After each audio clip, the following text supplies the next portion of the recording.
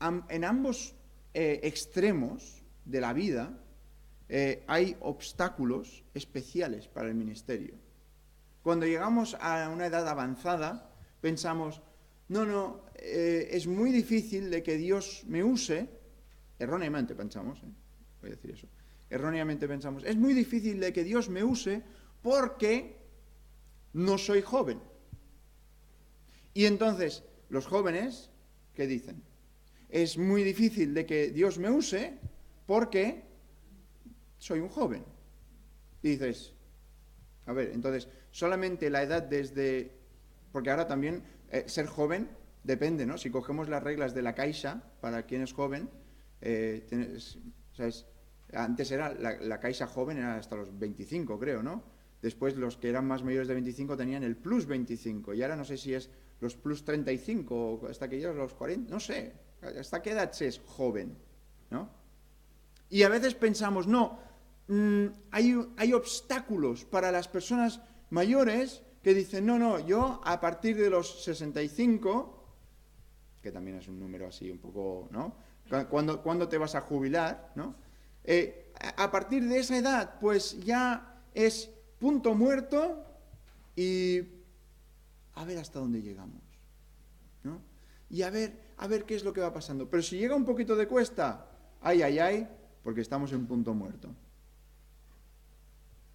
Pero las personas mayores deben ser valoradas, deben ser movilizadas, deben ser evangelizadas.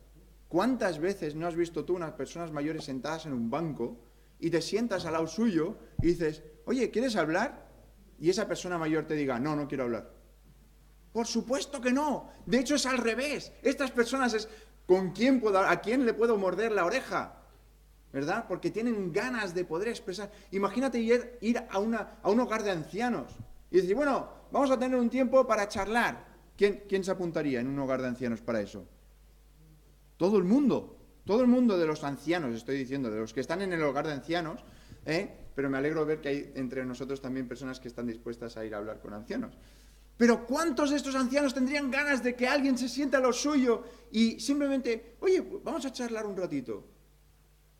Y les encantaría. ¿Y qué oportunidad es poder evangelizar a ellos? Y cuánto más si somos ya personas mayores, ellos ya te ven como una persona afín y puedes llegar a ellos muchísimo mejor.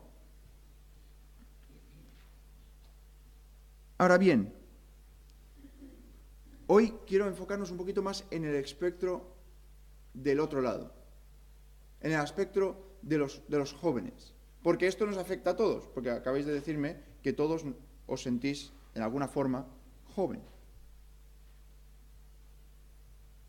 Y Jeremías expresó una duda o un obstáculo para poder servir a Dios, para poder ministrar, y esa objeción la encontramos en Jeremías capítulo 1. Libro de Jeremías,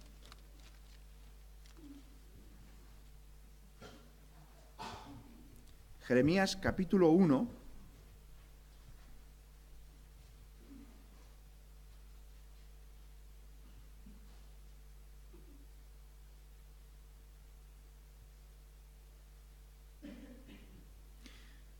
dice el versículo 6, y yo dije,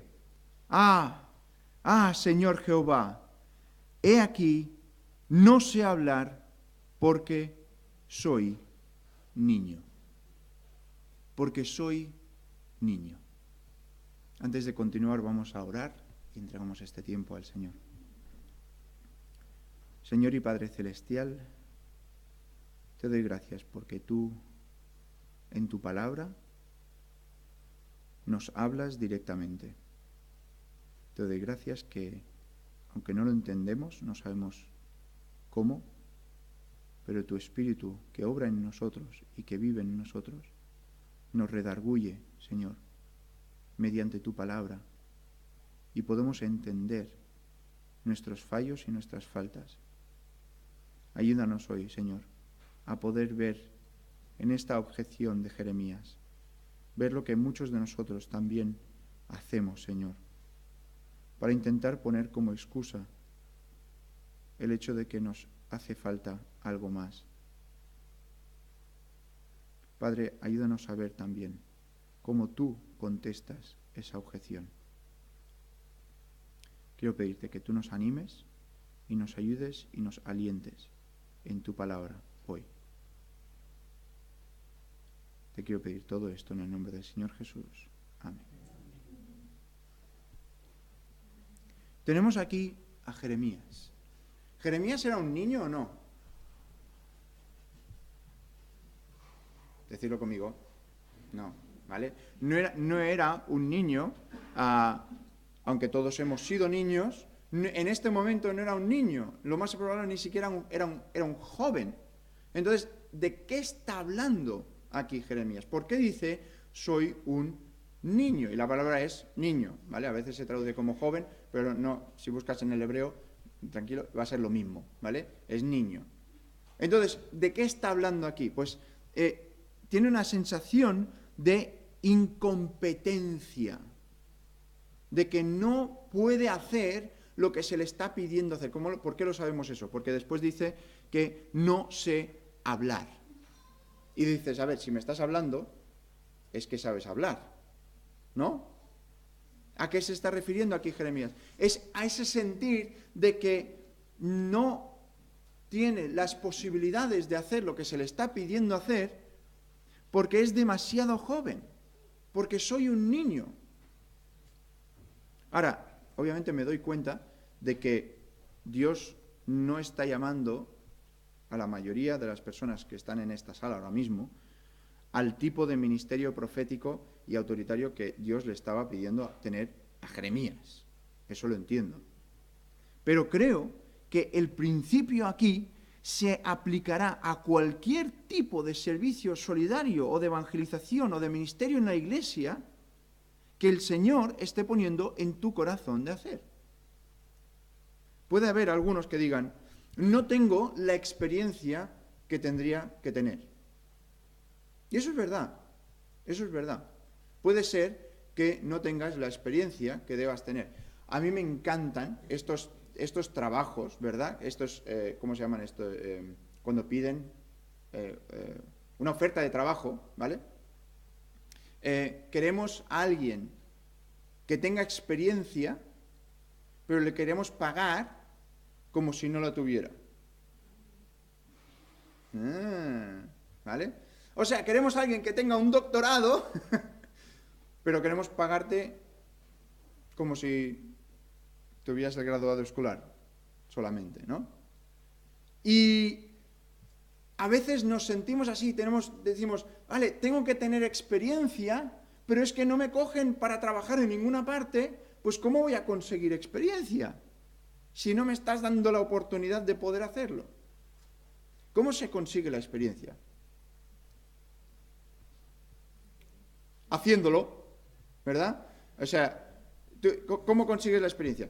Haciendo lo que tienes que hacer. Ahora, ¿vas a hacerlo mal alguna vez? Sí. ¿Vas a hacerlo bien alguna vez? También. En todo, ¿qué es lo que tienes que hacer en la iglesia? Es entregarlo al Señor. Es prepararte para que Él lo use. No tengo la experiencia que debería. No tengo la madurez necesaria. Todavía no tengo la capacidad necesaria. Pero a veces nuestras percepciones de nosotros mismos están mal. Hay muchas veces que pensamos sobre lo que yo soy o quién yo soy y tenemos una cosita que se llama humildad falsa. No, yo para esto no. Y entonces ¿para qué sí? ¿Sabes? Tenemos esta humildad que ay, no, yo prefiero que otro hermano lo haga este ministerio. Qué cómodo, ¿no? Bueno, está bien eso también. No tengo la madurez suficiente, pues consíguela. ¿Qué dice la Biblia? Pide a Dios y Él te dará. Dios ve cosas que nosotros no vemos. Dios ve cosas en nosotros que nosotros ni siquiera sabemos que está ahí. ¿Cuántas veces no te ha pasado que has dicho, yo no sé cómo hacer esto? Yo no puedo hacer esto porque no sé cómo hacerlo.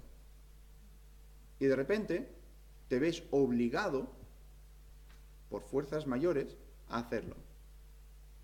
Y más o menos te sales. Más o menos te sales. Y dices, cuando acabas dices, hondo, pues sí que pude, ¿no? Y lo que yo pensaba que no iba a poder, gracias a Dios, he podido. ¿Cuántas veces no nos ha pasado de que cuando se te ha tirado a la piscina, quizás literalmente, no te has ahogado? ¿Por qué? ¿Por qué es eso? Porque Dios ve en nosotros más de lo que nosotros vemos en nosotros mismos. Significa que Dios sabe más de ti que tú sabes de ti mismo. Ahora, eso no minimiza los dones. No quiero en ningún momento que penséis eso. Significa que cuando el Espíritu Santo, ordinariamente confirmado por el cuerpo de Cristo, te inclina a servir en algo que tú quizás dices, es que yo nunca lo he hecho esto. Muy bien, pues vamos allá. Vamos a intentarlo. Vamos a por ello. Tus objeciones deben ser cumplidas con lo que la palabra de Dios dice, no lo que tú piensas acerca de ti mismo. Entonces, aquí Dios le da unas razones por las cuales la objeción de Jeremías no debía impedirle a seguir lo que él tiene que hacer. En el versículo 7, justo después de esta objeción de Jeremías, Dios le dice, y me dijo Jehová, no digas, soy un niño, porque a todo lo que te envíe irás tú y dirás todo lo que te mande. En el versículo 7 Dios le está diciendo, no uses esa excusa, no digas eso. Y hay 3 razones por las cuales Jeremías y nosotros debemos estar emocionados y no enfriarnos ante la llamada de Dios. Y lo primero lo encontramos en el versículo 5. Tenemos que ir 2 versículos más para atrás. Y es lo que nos dice aquí en el versículo 5. Dice, antes que te formase en el vientre te conocí, y antes que nacieses te santifiqué, y te di por profeta a las naciones. La primera razón por la que Jeremías debería estar alentado al asumir el ministerio es que su propia vida estaba enraizada en los propósitos que Dios tenía para él. Mira, rápidamente, Dios lo conocía. Antes de que te formase en el vientre, te conocí. Dios lo cuidó y lo eligió. Dios, y es por esto, hermanos, que nosotros como creyentes debemos tomar una postura fuerte en contra del aborto. Tú dices, ya esto, porque ¿qué dice aquí? Antes de que te formase en el vientre. ¿Quién está formando a ese niño o a esa niña en el vientre? Es Dios. Es Dios. No es un accidente, no es una casualidad. Es Dios quien forma. Mira lo que nos dice en Romanos. ¿Ves conmigo rápidamente? Romanos.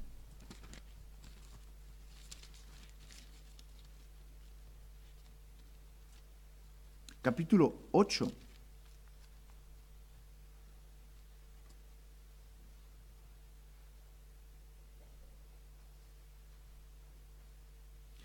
Y nos gusta mucho el versículo 28. Y sabemos que a los que aman a Dios, todas las cosas les ayudan a bien, esto es, a los que conforme a su propósito son llamados. Entonces, nos quedamos ahí. Decimos, todas las cosas ayudan a bien, especialmente cuando las cosas van mal. Nos gusta este versículo, sacarlo del baúl de los recuerdos y decir, mira, todas las cosas ayudan a bien. Tengo este versículo por aquí y me alegro que tengo este versículo para poder decir, todas las cosas ayudan a bien, especialmente cuando se me estropea el coche, todas las cosas ayudan a bien. Especialmente cuando me pasa algo negativo, me echan del trabajo, algo así. Pero es que mira lo que dice el siguiente versículo. Porque a los que antes conoció, también... ¿De quién está hablando ahí? ¿De quién? De los que aman a Dios. ¿Amas a Dios? Sí. Por lo entonces, a ti te conoció antes de que fueras formado. O sea, antes de que nacieras, antes de que incluso tus padres se dieran cuenta de que tenían un regalo. Antes. ¿Qué dice? También los predestinó. ¿Para qué? Para que fuesen hechos conformes a la imagen de su Hijo, para que Él sea el primogénito de entre muchos hermanos. Y a los que predestinó, a estos también llamó, y a los que llamó, a estos también justificó, y a los que justificó, a estos también glorificó. Es como, a mí me encanta este pasaje, bueno, a Pablo le gusta mucho esto, ¿no? Si esto, pues esto, si esto, pues esto, si esto, pues esto, me recuerda a los dominós, ¿no? Cuando los pones a pie apilados y Pablo está ahí, ¡pum! Y le da, si esto, esto, esto, esto, esto. Y todo esto está ocurriendo. Y Dios te conoció antes. Y Dios le está diciendo, no digas que eres joven, no digas que eres un niño, porque yo te conocí. Pero después, dice en Jeremías, dice, antes que te formase en el vientre te conocí. Pero es que ves aquí, dice, y antes que nacieses te santifiqué. Dios lo consagró. Pero es que decimos, es que Jeremías fue especial. ¿Así? ¿Te acuerdas hace 3 minutos que estábamos en el libro de Romanos? ¿Qué ponía ahí? Que hemos sido conocidos por Dios para ser escogidos, predestinados, hemos sido llamados para ser glorificados. Eso te incluye a ti también. Esto es maravilloso. O sea, esto es como, a mí por lo menos, mi cabeza es como, no lo logro entender. Lo destinó para algo significativo. Y esto también es cierto para ti. Al dar de su gracia y de sus dones a los creyentes, ¿quién es creyente aquí? Todos los que estamos aquí, no sé si somos creyentes, pero si tú eres creyente aquí, Dios te ha dado de su gracia y te ha dado de sus dones, por lo tanto, has sido escogido. ¿Y para qué? Para poder simplemente sentarte y decir, qué bien, soy creyente, me voy al cielo, estupendo.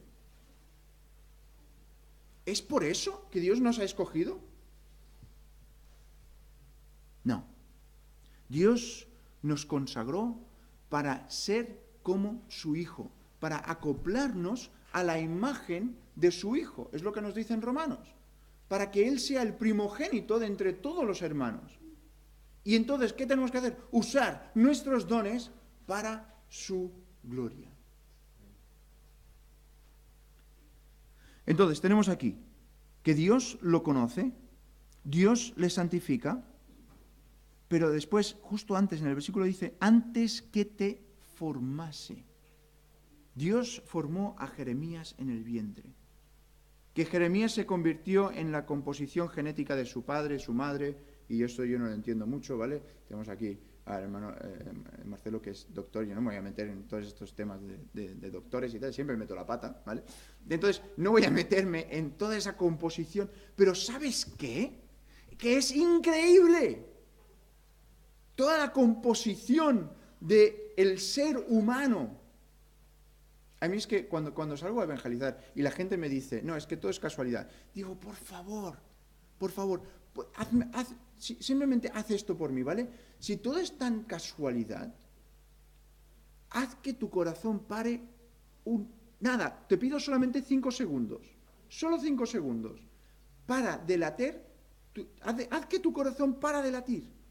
Solo 5 segundos te pido. No te va a afectar en nada, quizás.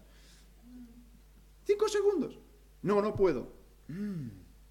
¿Por qué no? Porque no tengo control sobre mi corazón.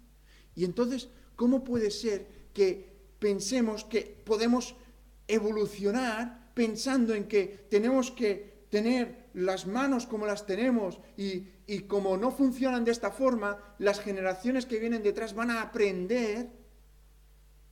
Por favor.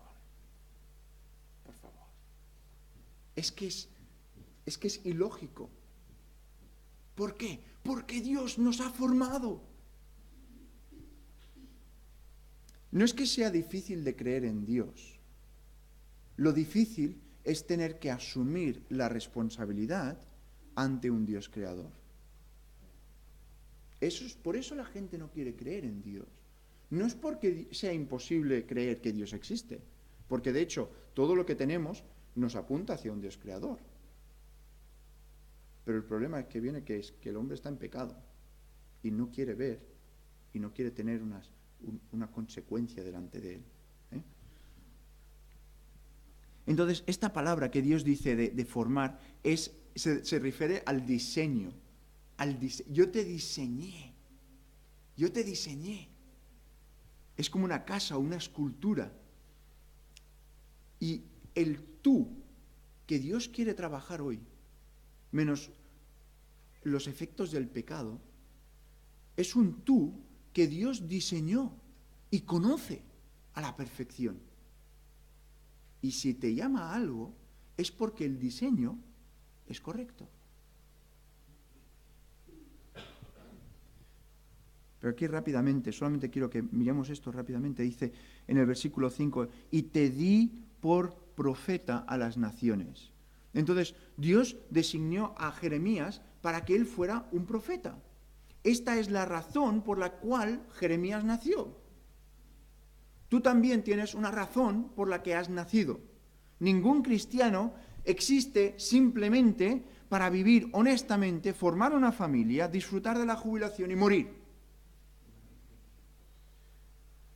No es el propósito divino de Dios. Tenemos que utilizar aquello que Dios nos ha dado, aquellos dones que Dios nos ha dado, que Dios te lo ha dado. Si eres creyente, tú tienes unos dones y tienes que ejercitarlos, tienes que usarlos, tienes que ponerlos al servicio de lo que Dios quiera usarte. Y no decir, pues aquí estoy, pues voy a trabajar de lunes a viernes, en algunos casos de lunes a sábado, o en algunos casos de lunes a domingo, no lo sé, ¿vale? Pero estoy aquí y vivo para trabajar. ¡Qué lástima! Hermanos, el trabajo es algo que Dios nos ha dado, efectivamente. Piénsalo. Adán tuvo que trabajar en el huerto del Edén. El trabajo no es malo. ¿Qué es lo que es malo? Después vino el efecto, ¿verdad? El sudor. Con el sudor de tu frente. Y ahora con el sudor de tu frente, y son las molestias, ¡ay no!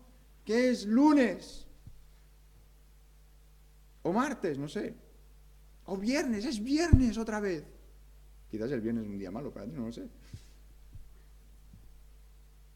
Es la molestia. Pero a lo que me refiero es, no puede ser que nos enfoquemos a que mi vida es mi trabajo.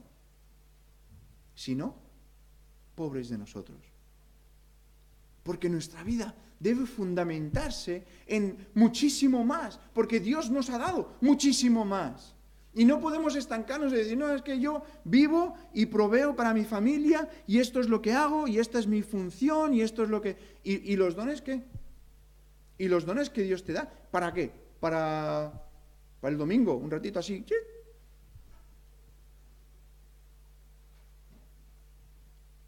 Cada uno de nosotros está llamado a un ministerio.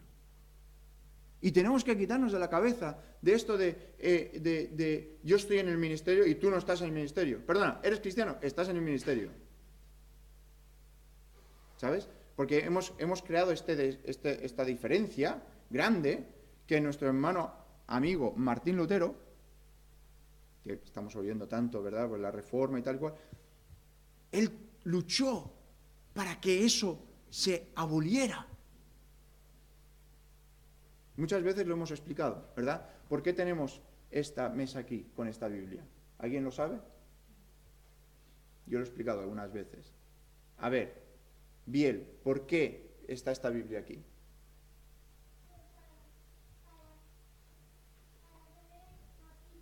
Para saber el capítulo, ¿vale? ¿Vale? También sirve para esconder el plato de la ofrenda, ¿vale? Pero no es el propósito, no es el propósito de esta mesa. Esta mesa está aquí en representación a lo que hace 500 años nuestro amigo Martín Lutero estaba intentando hacer. Antes se separaba se me ha ido, al sacerdote de la congregación que venía a escuchar, se le separaba con una valla metálica grande. Y el que estaba oficiando con los sacramentos estaba detrás de esta valla y nadie podía interceder, nadie podía meterse ahí dentro.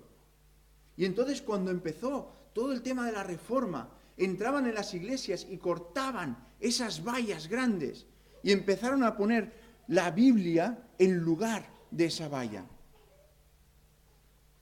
Para que entonces se viera que es que no hay diferencia. La Biblia ha abierto el camino. Y de hecho hay iglesias que todavía puedes ir y puedes ver en el suelo donde estaban antes esas separaciones.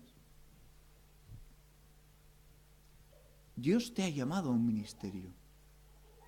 Entonces, el primer gran incentivo para asumir nuestro ministerio es que nuestra vida está enraizada, está cogida en los propósitos inquebrantables de la voluntad de Dios. Pero no solamente es eso. Es que tú no eres tuyo, eres de Dios. Tú no te has hecho a ti mismo, Dios te ha hecho. Tú no has amado a Dios primero, Él te ha amado a ti primero. Tu vida está arraigada en Dios. Tú eres su diseño. Y es una gran fuente de fortaleza y de estabilidad para poder aceptar y afrontar aquello que Dios te ha llamado a hacer. Pero la segunda razón por la que Dios le da al joven Jeremías, que debe superar esa temible objeción de soy niño, es que la autoridad de Dios está tras su marcha y su hablar. Mira lo que dice en el versículo 7. Y me dijo Jehová, no digas soy un niño, porque a todo lo que te envíe irás tú y dirás todo lo que te mande. El énfasis aquí es que Dios está enviándole y Dios le está diciendo, esto es lo que tienes que decir. La juventud de Jeremías no importa si está enviado por comisión de Dios y si está diciendo lo que Dios quiere que diga. El mismo punto lo vemos en el versículo 9. Y extendió Jehová su mano y tocó mi boca, esto nos recuerda a Isaías, capítulo 6, tocó mi boca y me dijo Jehová, he aquí, he puesto mis palabras en tu boca. Y luego el poder y la efectividad del profeta Jeremías lo vemos en el siguiente versículo. Mira que te he puesto en este día sobre naciones y sobre reinos para arrancar y para destruir, para arruinar y para derribar, para edificar y para plantar. Esto es lo que Jeremías iba a poder hacer ahora. ¿Por qué? Porque Dios había puesto en él el ir y el decir. En otras palabras, cuando Jeremías habla las palabras de Dios, cuando anuncia juicio, cuando anuncia bendición, él no está hablando de sus propias cosas, de sus propias vivencias, de sus propias ilusiones. Él está diciendo, palabra de Dios. Palabra de Dios. ¿Por qué? Porque la palabra de Dios es poderosa. Todo lo que esto significa para nosotros es esto, que en la medida que eres guiado por Dios a un camino de servicio hoy, a la medida que tus palabras se ajusten a lo que realmente enseña la Biblia, en ese grado puedes decir con Jeremías, no estoy aquí por mi propia comisión, ni hablo con mis propias palabras, porque no estoy aquí por mi propio designio, sino por aquel que me envió, y me envió con una misión de poder decir esto. La tercera razón por la cual Dios le da a Jeremías aliento, la vemos en el versículo 8. No temas delante de ellos, porque estoy contigo para librarte, dice Jehová. Un gran obstáculo para servir al Señor, especialmente entre los que sois jóvenes, y los que nos sentimos jóvenes todavía, es el temor.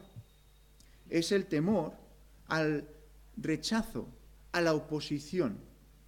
Todo tipo de pensamientos nos entran en la mente acerca de cómo a algunas personas no les va a gustar lo que vamos a decir. A algunas personas no les va a gustar cómo lo vamos a hacer.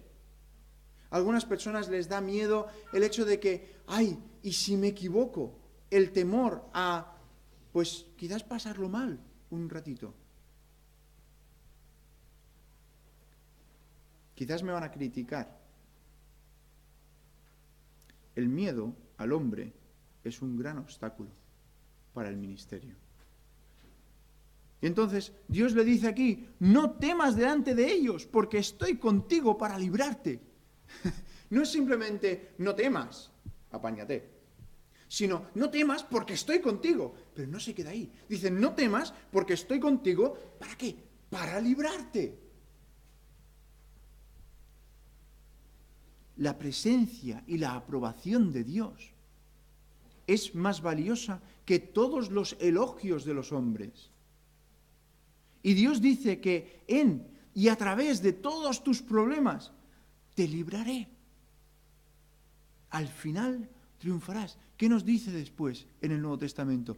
Porque somos vencedores, ¿no? No, ¿qué dice? ¡Más! ¿Cómo eres más que vencedor? Si eres vencedor ya eres lo más.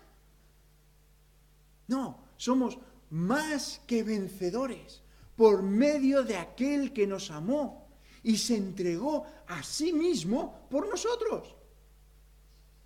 Más que vencedores.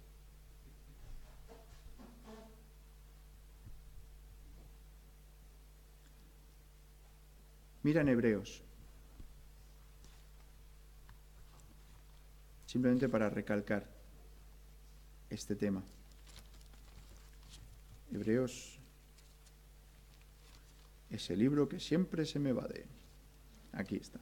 Hebreos capítulo 13.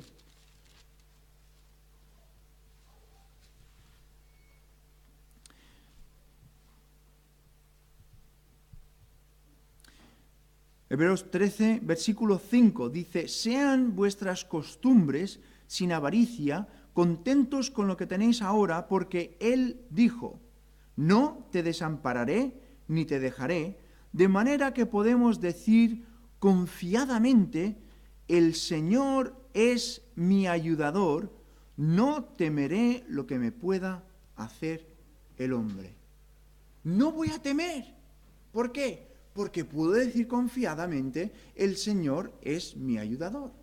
¿Os acordáis de Romanos? Que estábamos justo ahora en Romanos capítulo 8, y hemos leído, porque a los que antes conoció también los predestinó para que fuesen hechos conformes a la imagen de su Hijo, para que Él sea el primogénito de entre muchos hermanos, y a los que predestinó, a estos también llamó, y a los que llamó, a estos también justificó, y a los que justificó, a estos también glorificó. ¿Te acuerdas de ese pasaje, verdad? Lo acabamos de leer hace un momentito.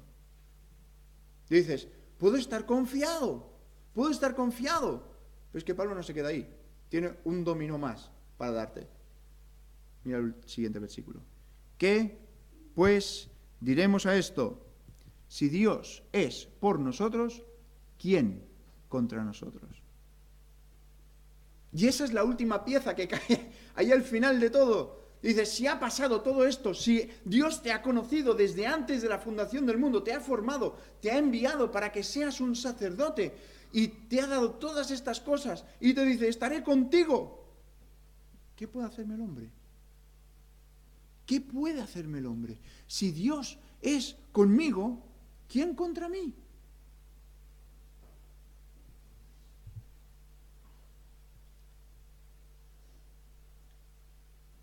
Entonces Dios le dice a Jeremías, ves y habla lo que yo voy a decirte. No digas, soy un niño. ¿Por qué? Porque tu vida está arraigada en los propósitos inquebrantables y soberanos de Dios. Porque has sido elegido y consagrado, formado y diseñado para un gran propósito. Porque la autoridad de Dios, no la tuya, sino la de Dios, está detrás de tu marcha y de tu hablar.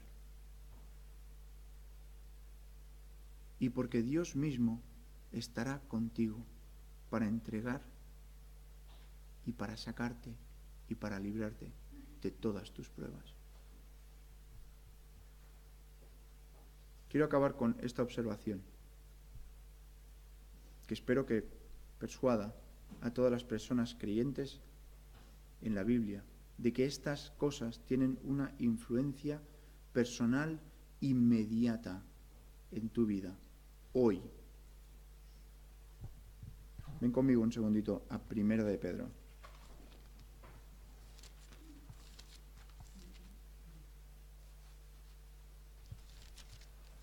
Primera de Pedro,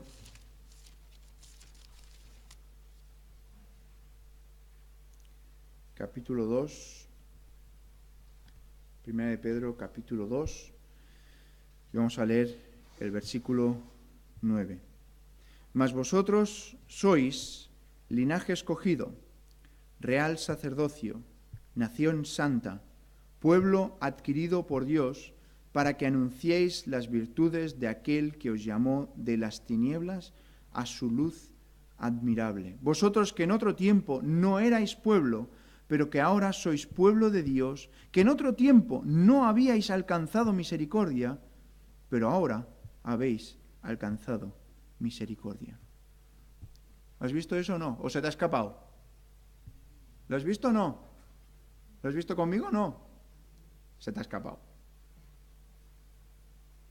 Mas vosotros sois linaje escogido, real sacerdocio. Todos los cristianos pertenecen a un sacerdocio. Tienes el llamado de un sacerdote. No tienes que adivinar ni preguntarte si estás llamado al ministerio. Eso ya no es una pregunta válida. ¿Soy llamado al ministerio? ¿Eres cristiano? Sí. Pues sí. No es, voy a meterme con el hermano Marcelo otra vez. No es cuestión de decir, soy doctor o no soy doctor. ¿Haces cosas de doctor? No, soy profe de inglés. Pues entonces eres profe de inglés. ¿Sí? ¿Veis la diferencia o no? No, mi ilustración ha sido mala. Vale. Esta quizás nos ayuda más. ¿Soy mecánico? ¿Sabes arreglar coches? No. Pues entonces no eres mecánico. O quizás eres un mecánico malo, pero no eres mecánico, porque no trabajas con coches, trabajas con un ordenador, eres informático. Pero entonces puedes decir, ¿tengo un ministerio delante de Dios? ¿Tengo algo que tengo que hacer delante de Él? No es una pregunta válida. Porque si eres creyente, la respuesta automática es sí. Por supuesto que sí, porque eres creyente.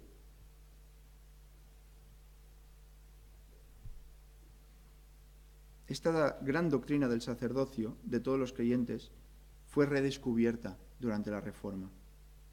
Y había un hermano que escribió en el 1675, que se llama Philip Jacob Spener, dijo acerca de lo que significa el sacerdocio: todo cristiano está obligado no solo a ofrecerse a sí mismo y lo que tiene, su oración, sus acciones de gracias, sus buenas obras, sus limosnas, etc., sino también a estudiar en la palabra del Señor con la gracia que se le da para enseñar a otros, especialmente a los que están bajo su propio techo, para exhortar convertir, edificar, para observar su vida, para orar por todos y en medida de lo que sea posible, preocuparse por su salvación. Spener tiene razón, no hay duda sobre esto. Si eres cristiano, este es tu llamado sacerdotal. La única pregunta es, ¿de qué forma tomará forma mi ministerio sacerdotal?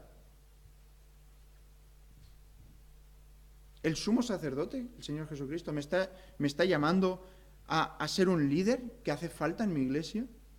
¿Me está guiando a alimentar la fe de los niños los domingos por la mañana? ¿Me está guiando a un ministerio de discipulado personal con algún adolescente, algún joven, alguna persona que le haga falta? ¿Me está guiando a entrenarme a mí mismo en un estudio bíblico evangelístico? ¿Me está guiando a visitar a los presos? ¿O quizás ir a un hogar de ancianos? ¿Mi llamado sacerdotal es el ministerio de la hospitalidad? ¿O quizás escribir? ¿O movilizar a la oración? ¿O la distribución de literatura? ¿O alimentar a los hambrientos? ¿O albergar a personas sin hogar? Esa es la pregunta que debemos orar. Y les insto que busquen al Señor de nuevo sobre el gran privilegio de ministrar con el Señor Jesucristo, con el tema del sacerdocio de todos los creyentes. Dios nos ha llamado. La pregunta no es si nos ha llamado, Dios nos ha llamado. Así que busquemos cumplir de pleno ese llamado. Que el Señor nos ayude.